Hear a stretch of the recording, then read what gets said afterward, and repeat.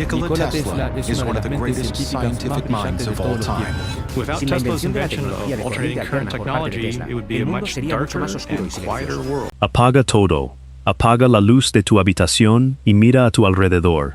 Esa oscuridad que temes, esa dependencia total de un cable, de un enchufe, de una factura que llega cada mes, es una mentira. Una mentira que te contaron hace más de 100 años y que decidieron que nunca ibas a cuestionar. Lo que estás a punto de escuchar no está en ningún libro de historia, no está en Google, no está en los archivos oficiales. Porque alguien pagó mucho dinero para borrarlo. Una mujer de 83 años, sola, con cáncer terminal, en una casa pequeña de Ohio en el invierno de 1957, encendió una grabadora de carrete prestada, miró a la puerta por si alguien la escuchaba, y confesó algo que había prometido llevarse a la tumba. Dijo esto: esa noche encendimos el cielo sin un solo cable. Y a kilómetros de distancia, casas que no tenían electricidad se iluminaron como si fuera de día. Y en ese instante supe que lo iban a matar, no a él, a su sueño. Si te vas de este video ahora, nunca vas a saber por qué hoy sigues pagando por algo que Nikola Tesla quiso regalarte gratis para siempre. Quédate, porque esta es la historia que el dinero enterró. Soy Wise. Y esto es lo que realmente pasó dentro de la Torre Wardenclyffe. Si no quieres que estas historias que nos ocultan desaparezcan otra vez, suscríbete ahora mismo a Wise y activa la campana, porque lo que viene después nos lo han escondido por 120 años. El genio que odiaba su propia creación. Para entender por qué esa frase de una anciana es tan peligrosa, tienes que entender a quién servía. Todos crees que conoces a Nikola Tesla, el genio de la corriente alterna, el hombre que hizo posible que tu refrigerador funcione, que esta pantalla que estás mirando esté encendida. Sin él, literalmente, viviríamos en la oscuridad, en un mundo de ruido de generadores de corriente continua, carísimos y sucios cada 2 calles. Él resolvió el problema que Edison no pudo resolver. Hizo que la energía pudiera viajar cientos de kilómetros. Eso es lo que nos enseñan. Pero eso es solo el primer capítulo. Lo que no nos enseñan es que Tesla odiaba lo que había creado. Odiaba los postes, los cables, los contadores. Para él, eso era una esclavitud. Decía que era absurdo quemar carbón para girar una máquina para empujar electrones por un alambre de cobre carísimo, para encender una bombilla a 100 kilómetros, cuando el planeta entero está cargado de energía. El aire está cargado. La tierra está cargada. Solo hay que saber escucharla. Y su proyecto final, el amor de su vida, su obsesión absoluta, no fue una torre de radio. Esa es la mentira oficial que JP Morgan te hizo creer. La versión aprobada por los banqueros. La mentira oficial. Oficialmente. En los libros aburridos te dicen: Wardenclyffe, en Shoreham, Long Island, año 1901 a 1906. Una torre de madera de casi 27 metros de altura, 187 pies, con una cúpula gigante de acero de 20 metros de diámetro arriba. ¿Para qué? Para mandar mensajes en telégrafos sin cables a través del Atlántico y competir con Marconi. Un proyecto comercial fallido que quebró. Fin de la historia. Mentira. Una mentira por omisión tan grande que es casi perfecta. La mujer de la cinta lo dice claro. Ella estuvo allí. No era una secretaria. Era una de las pocas mujeres ingenieras de Estados Unidos en 1902. Una genio de las matemáticas que Tesla contrató personalmente porque era la única que podía seguirle el ritmo de cálculo. Su nombre fue arrancado de todo. No está en las nóminas que sobrevivieron. No está en las fotos. No cobraba por la empresa principal. Cobraba en efectivo de una cuenta paralela de Tesla. La hicieron desaparecer a propósito, porque ella sabía lo que la torre era de verdad. Wardenclyffe nunca fue una antena de mensajes. Era una máquina para abrazar al planeta. El pacto con el diablo. Tesla le había conseguido dinero al hombre más poderoso del mundo en ese momento, John Pierpont Morgan, el banquero que era dueño de la mitad de América, aceros, ferrocarriles, General Electric. Tesla fue a verlo y le dijo: voy a construir un sistema para enviar mensajes a Europa sin cables. Morgan vio dólares. Cada palabra, 1 centavo.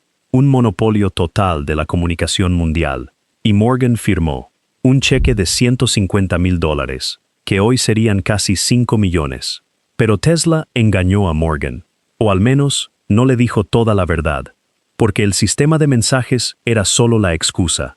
Era solo el 5% de lo que la máquina podía hacer. El 95% restante era algo que ningún banquero podía permitir. Lo que Tesla estaba construyendo era el primer y único sistema de distribución de energía inalámbrica, ilimitada y gratuita para todo el planeta. La teoría que cambiaría todo. Su idea era alucinante y matemáticamente perfecta. Él no veía la Tierra como una roca, la veía como una bola de metal gigante, un conductor esférico gigantesco. Todo objeto tiene una frecuencia de resonancia, como una copa de vino que vibra si cantas la nota correcta. Tesla descubrió que la Tierra también tiene una frecuencia eléctrica natural, un pulso, un latido. Hoy la ciencia la llama resonancia Schumann, alrededor de 7 a 8 hercios. Tesla la calculó 50 años antes con lápiz y papel. Su teoría era: si yo construyo una máquina que vibre exactamente a la misma frecuencia que la Tierra, puedo inyectar energía en el suelo, y esa energía no se va a perder. Va a viajar como una onda alrededor de todo el planeta, rebotando entre la Tierra y la ionosfera, y va a aparecer intacta en cualquier punto. Solo necesitarías un receptor, una simple bobina sintonizada a esa misma frecuencia, clavada en el suelo, y tendrías luz, en una cabaña en los Andes, en un barco en mitad del Pacífico, en un pueblo del África que nunca ha visto un cable, gratis, como respirar. La asistente decía que eso era lo que le hacía llorar. Tesla no quería ser rico, quería acabar con la pobreza para siempre, quería que la energía fuera como la luz del sol, que nadie pudiera ponerle un contador. Y por eso lo destruyeron. La torre que nadie entendía. Ahora, imagina la torre. La gente que iba a verla desde la carretera solo veía madera, mucha madera entrecruzada, como el esqueleto de una catedral inacabada. Y arriba, esa cúpula metálica que brillaba al sol. Parecía una locura de genio. Lo que no veían era lo que había abajo, y eso era lo importante. Bajo la torre no había cimientos normales. Había un pozo central que bajaba más de 36 metros de profundidad en vertical, y de ese pozo salían túneles radiales que se extendían en todas direcciones como las raíces de un árbol gigante. Y en esos túneles, Tesla mandó clavar tubos de hierro de 30 centímetros de diámetro, 300 pies, casi 100 metros, hasta llegar al agua subterránea, hasta la capa freática. ¿Por qué? Porque Tesla decía: para hablar con la Tierra, no basta con tocarla con la punta del pie, tienes que agarrarla con la mano, tienes que agarrarla fuerte. Esos tubos eran su mano, era la conexión eléctrica perfecta para que toda la energía de la bobina superior se descargara no al aire, sino a las entrañas del planeta. Arriba, en la estructura de madera, estaba la maquinaria más avanzada del planeta en 1903. Una bobina primaria, hecha con cable de cobre, tan grueso como tu muñeca. Y sobre ella, una bobina secundaria que subía en espiral hasta la cúpula. Era un oscilador gigante, una versión a escala monumental de lo que había probado en Colorado Springs años antes, donde había creado relámpagos artificiales de 40 metros de largo, que hacían retumbar las montañas y hacían que los caballos se desmayaran del susto. La prueba que cambió todo. Pero antes de la gran noche, hizo una prueba que a ella nunca se le olvidó. Era otoño de 1902. Llevó a la asistente al campo, a unos 3 kilómetros de la torre. En el césped había colocado 20 bombillas comunes, de filamento, sobre estacas de madera. La hizo revisar todo. Le dijo: busca los cables. Ella caminó, tocó la hierba, escarbó con las manos. Nada, ni un alambre, ni una batería. Solo bombillas muertas, frías, clavadas en la tierra. Tesla regresó a la torre, le hizo una señal con un pañuelo, y desde dentro, su ayudante principal cerró un interruptor. La asistente cuenta en la cinta que primero lo sintió en los dientes, un zumbido agudo, una vibración que le subía por las botas. Se le erizó todo el vello del cuerpo. El aire empezó a oler a tormenta, a ozono, a aire limpio después de un rayo. Y entonces pasó. Una bombilla, luego otra, luego todas, sin parpadear, sin chispas, se encendieron con una luz cálida, amarilla, perfecta, estable.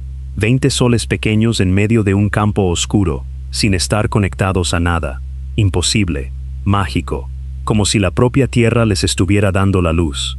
Dijo que uno de los obreros irlandeses que estaban allí se quitó la gorra y se puso a llorar.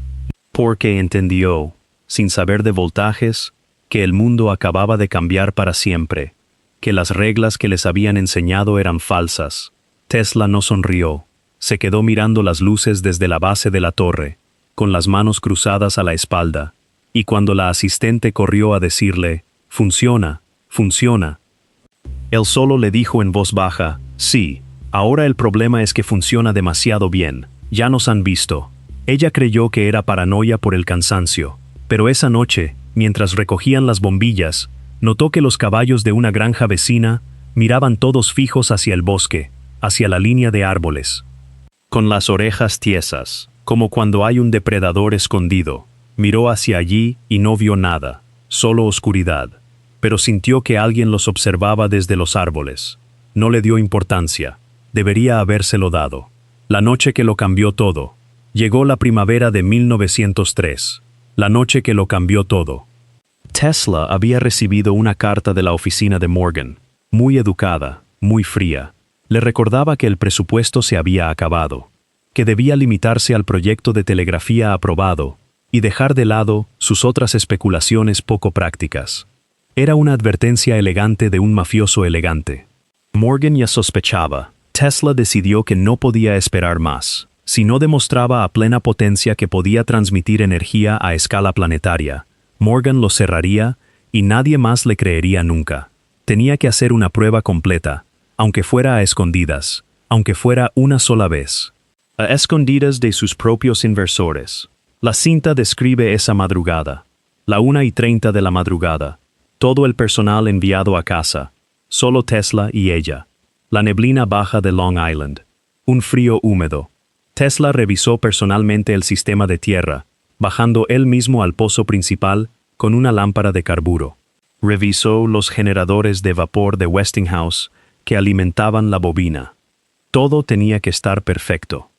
Ella estaba en la sala de control, una caseta de ladrillo a 20 metros de la torre, con instrumentos que hoy parecen de película de terror, voltímetros gigantes, cilindros de vidrio, palancas de cobre. Tesla levantó la mano y bajó la palanca principal. El sonido no fue un zumbido, fue un rugido sordo que venía del suelo. La torre entera empezó a vibrar. No era una vibración mecánica, era como si estuviera respirando. El aire alrededor de la cúpula se ionizó, se volvió violeta. Empezaron a salir chispas de cada punta metálica, y de repente, de la cúpula, salió un arco eléctrico blanco azulado, grueso como un tronco, que no se apagaba, que se quedaba conectado al cielo. No era un relámpago que cae, era un relámpago que subía y se quedaba ahí, anclado, buscando la ionosfera. La luz fue tan intensa que a kilómetros de distancia, gente en Patchogue se despertó, creyendo que había amanecido. Tesla miraba los medidores. Las agujas se habían salido de la escala. Estaban dando vueltas completas. El momento imposible. Y entonces ocurrió lo increíble. Según el relato de ella, y según los registros telegráficos que se encontrarían 100 años después, a varios kilómetros a la redonda, a lo largo de la costa, graneros, casas de pescadores, una iglesia que no tenían instalación eléctrica, se iluminaron por dentro. Lámparas que no estaban conectadas parpadearon. Un operador de telégrafo en Riverhead registró que su equipo se volvió loco durante 40 minutos, con una interferencia continua que no era de tormenta. Durante 40 minutos, Tesla mantuvo la torre a plena potencia, bombeando energía pura al corazón del planeta. Luego, algo falló. El calor. Las bobinas primarias empezaron a humear. El aceite de los transformadores empezó a hervir. La resonancia se estaba descontrolando. La Tierra le estaba devolviendo demasiada energía, más de la que el sistema podía manejar. Era un acople infinito. Tesla lo vio, y cortó la energía de golpe. El silencio que siguió fue absoluto. El arco del cielo se desvaneció. La vibración del suelo cesó. Solo quedaba el olor a metal quemado y ozono. Tesla se apoyó en la mesa, temblando, sudando, pálido, y solo dijo dos palabras. Con miedo, no con triunfo. Dijo, funciona. Los observadores en las sombras. Fue en ese momento, mientras apagaban todo, que ella los vio de nuevo. Esta vez no se escondían.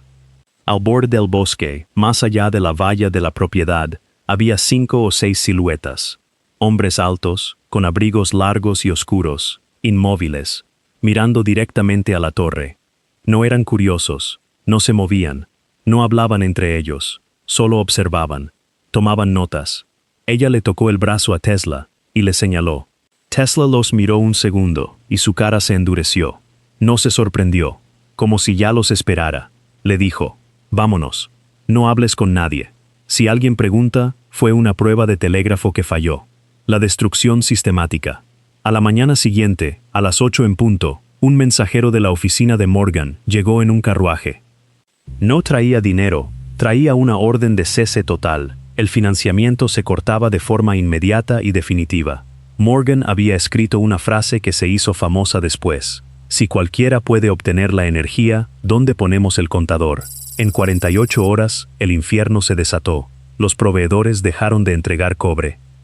Los obreros se fueron porque no se les pagaba. Inspectores del condado, que nunca habían aparecido antes, empezaron a llegar todos los días alegando violaciones de seguridad. Hombres sin uniforme, pero con placas federales, empezaron a vaciar los laboratorios. Cajas, cientos de cajas, planos, diarios. Las bobinas experimentales que Tesla había construido a mano. Se los llevaron en camiones sin matrícula. La asistente dice que intentó detener a uno, le preguntó, ¿quiénes son ustedes? ¿Con qué autorización? El hombre solo le respondió, esto es ahora propiedad de interés nacional. Olvide que trabajó aquí. Tesla no luchó. Se encerró en su laboratorio del Hotel Waldorf Astoria en Nueva York, y no volvió a hablar de Wardenclyffe. Cuando le preguntaban, decía que era un fracaso, pero en privado, a ella, años después, le confesó lo que nunca olvidó. Se dieron cuenta de que funcionaba. Por eso lo pararon. No porque fallara, porque tuvo éxito. Un mundo con energía libre no necesita banqueros. El borrado total. La torre quedó abandonada, se oxidó, la madera se pudrió. En 1917, el gobierno la dinamitó, con la excusa de que no cayera en manos de espías alemanes durante la Primera Guerra Mundial. Una excusa perfecta para borrar la evidencia. La vendieron como chatarra por $1,750. Tesla murió solo, pobre y olvidado el 7 de enero de 1943, en la habitación 3327 del Hotel New Yorker. Debía $900 de renta, y lo que pasó en las siguientes 12 horas es la parte más oscura de toda esta historia. A pesar de que Tesla era ciudadano americano desde 1891, esa misma noche, la Oficina de Bienes de Propiedad Extranjera, la Alien Property Custodian, una agencia del gobierno que solo debía actuar contra propiedades de nazis, selló su habitación. Llegaron con guardias armados, sacaron todo. Más de 80 baúles con más de 30,000 documentos, notas escritas con letra microscópica, fotos, prototipos. Se llevaron todo a un almacén en Manhattan, bajo custodia militar, y allí, un grupo de científicos del MIT, incluido John G. Trump, el tío de Donald Trump, revisó todo en 3 días, y dictaminó que no había nada de interés militar. Nada peligroso, que se podía devolver a su familia. Mentira. Otra mentira. Los archivos desaparecidos. Cuando el FBI desclasificó el inventario en los años 80, gracias a la Ley de Libertad de Información, investigadores encontraron algo imposible. En el listado oficial de los baúles, faltaban secciones enteras. Los diarios de 1903 a 1906, los años de Wardenclyffe, no estaban. Los planos de transmisión de energía por tierra, desaparecidos. Y al lado de esos números de inventario, había una palabra escrita a mano por un agente, reubicado. No destruido, no perdido, reubicado. ¿A dónde? Nadie lo explica. Hasta hoy, esos cuadernos no han aparecido nunca, están clasificados. Y no eran solo papeles de energía, También se llevaron los papeles de Teleforce, lo que los periódicos llamaron el rayo de la muerte. Tesla afirmaba haber creado un arma de partículas que podía derribar una flota de aviones a 400 kilómetros. Decía que era defensiva, que si todos los países la tenían, la guerra sería imposible. El Pentágono nunca lo admitió, pero nunca dejó de buscarlo. La evidencia que nunca debió aparecer. Y ahora llegamos a lo que helará tu sangre. En 2004, el Dr. James Coram, un historiador de la ingeniería eléctrica, hizo algo que nadie había hecho. Fue al Archivo Nacional de Registros Telegráficos de Estados Unidos y al Observatorio Magnético de Greenwich. Pidió los registros de la madrugada de primavera de 1903 en Long Island, y lo encontró. En la noche exacta que la mujer describe en la cinta, a la 1:47 am, todos los operadores de telégrafo de Long Island reportaron una perturbación electromagnética masiva de origen desconocido durante 42 minutos. Brújulas que giraban, galvanómetros que se salían de escala. No había tormenta solar, no había tormenta eléctrica. El cielo estaba despejado, y lo más aterrador, 3 observatorios magnéticos, uno en Nueva York, uno en Virginia y uno en Cornwall, Inglaterra, registraron al mismo tiempo un pulso de resonancia de baja frecuencia, idéntico a la frecuencia que Tesla había anotado como la frecuencia de la Tierra. Un pulso centrado exactamente en Shoreham, Long Island, que duró 42 minutos y luego se apagó bruscamente, exactamente como ella lo contó. Los científicos que lo revisaron lo catalogaron oficialmente como evento anómalo de resonancia terrestre, sin causa conocida, la resonancia que nunca se detuvo. Y si no fue solo esa noche. Investigadores que han puesto sensores modernos en el terreno donde estaba la torre, un campo vacío ahora, reportan algo extraño. Cada cierto tiempo, sin explicación, sin líneas eléctricas cerca, sus magnetómetros captan una fluctuación débil, intermitente, en 7.8 hercios, justo la frecuencia de Tesla. Como un eco. Como una campana gigante que alguien golpeó muy fuerte en 1903 y que todavía sigue vibrando muy bajito. Algunos creen que es ruido. Otros, que Tesla logró algo que no entendió del todo, que al inyectar tanta energía a resonancia, creó una onda estacionaria en la propia corteza terrestre. Una onda que nunca se apagó del todo. El testamento grabado.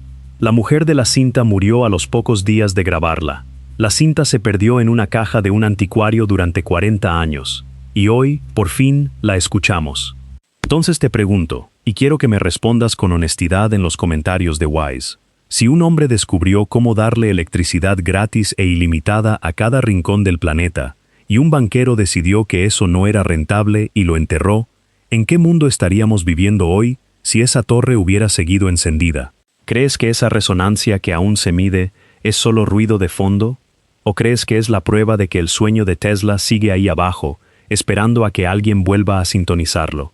Si esta historia te hizo sentir ese escalofrío, ese zumbido en los dientes que sintió ella, no lo dejes morir aquí. Suscríbete a Wise, dale a me gusta y comparte este video, porque la única forma de que no nos vuelvan a apagar la luz es que todos sepamos que la luz gratis existió una vez. Nos vemos en el próximo video de Wise.